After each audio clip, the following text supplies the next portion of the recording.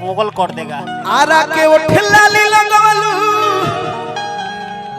अरे बलिया के बाली नहवा दाके नथुनी ई गाना कहाँ चल गई? तो कवना झीला के जिलेबी हबू ए बाबुनी अरे पटना के पानी अरे जवानी पझल के बगल में मलमलिया मलमलिया के हबू पाटा मलमल के। इस गाने में मैंने नाम मलमलिया का नाम सब जगह का नाम रखा था बगल में लेकिन टावर के भाव लाग गई। अच्छा केहू रोवाई और टावर पर लेखन चढ़ल पक्का नु प्रीतुष टावर पे केहू लेखन चढ़ल ने मिथिलेश भैया बड़ा शंका में बानी कहियो हमारा वाली चढ़ के मन सन मत कर दे माने हीरोइन तो कैसे ना भरोसा करी प्यार के पावर पर। हमारे यूट्यूबर भाई लोग के स्वागत बा।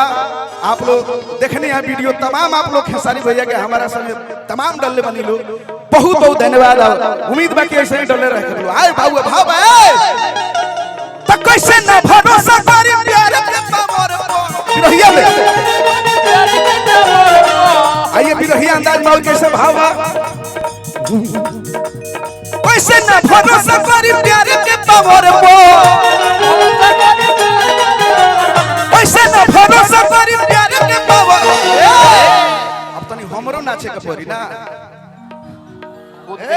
कूद के जमावे के पड़े तो जान हम चढ़ गइली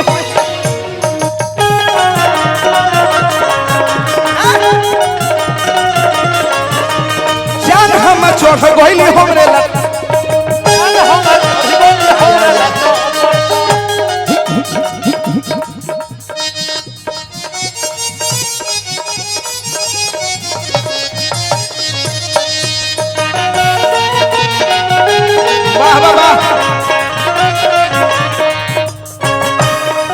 I love you सोचते रही I love you तल दोसर ले भागल तल दोसर जिया बाबा बना रहा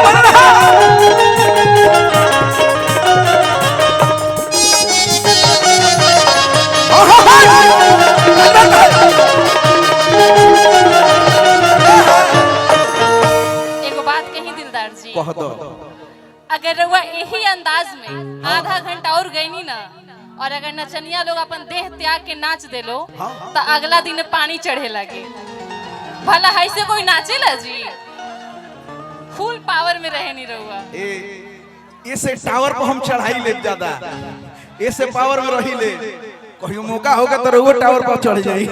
ना ना ना नहीं के जरूरी टावर पर ना चढ़ो ना।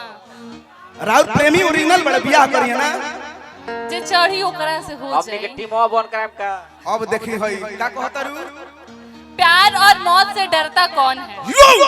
प्यार तो हो जाता है इसे करता कौन है? प्यार और मौत से डरता कौन है? प्यार तो हो जाता है इसे करता कौन है?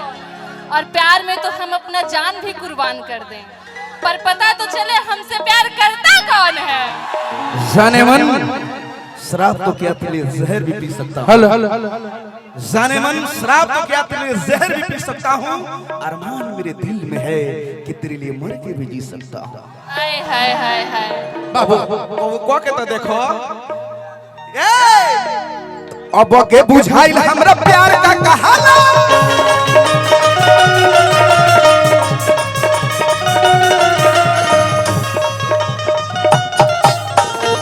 काहे होश गवावा तनी अपन? होश गवाओ तनी कि हम संकट में पड़ल बानी। खेत खाएगा दहा जो लहा पिटाए बेंजो के तार टूट गई।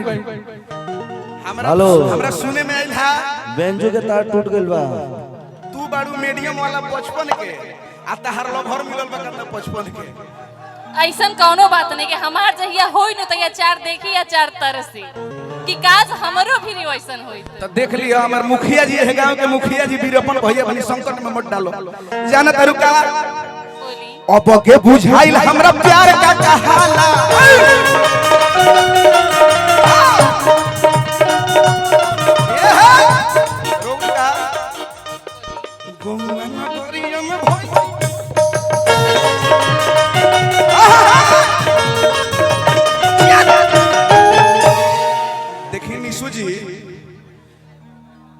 देखने दीपक दिलदार में तो हील पहन के अइले कौन काम करला रवा कहीं तो उतार दे।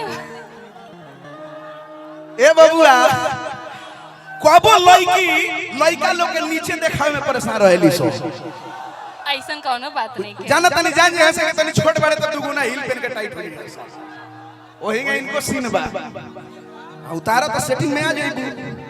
देखो अब ते बराबर एक